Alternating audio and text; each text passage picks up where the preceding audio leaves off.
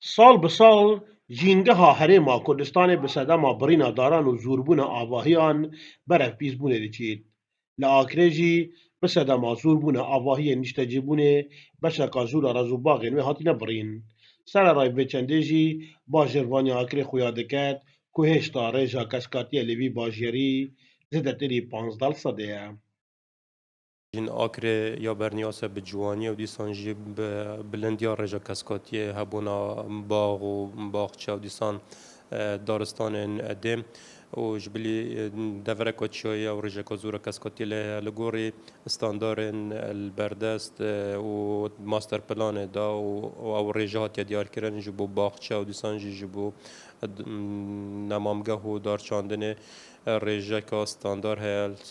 sunûrê bijîn bajarvaniya Akirê bi li gorî standardên cîhanî 15 heye ku 25 ta ku sîl sedê divêt ew bajar bête terxankirin bo rêja keskatiyê. Endajarekê çandinê jî diyar diket ku çandina daran û perepêdan bi çandinê dibîte eger bû pakişbûna jîngehê û zûrbûna rêja oksîjînê û rêxistina pilên germê. هبینا دوروباری هر جهتی دبیت اگر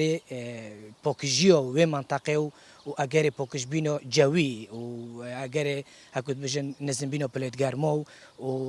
اکسیژن و هبینا دوروباری هر منطقه که يعني استفاده منطقي ده وهيفي دورين يعني خلك ما بتر اهتمام بداتا دوروباري وبتر دوروباري بچينه دو بتر جوي ما باكش بيد بریارا سروک با ویل طالبانی بو چاندنی نمان بریارا که دلخوشکر بو حولاتیت کردستان راستی و خدمت که مازن بو جینگه دیتا کرد ولی ما پیوست رو هم جینگه نمان ما بچینین کدو که بشین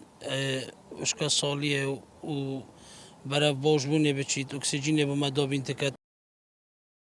Jîngeha herêmê bi sedemên guhorînên keşûhewayê û bilindbûna pilên germê û kêmbûna avê û birîna daran, karîgeriyeka mezin bi xwe vedîtiya û guhorîn lê hatîne encamdan. Lewra parastina wê evroke erkê me hemû wan e.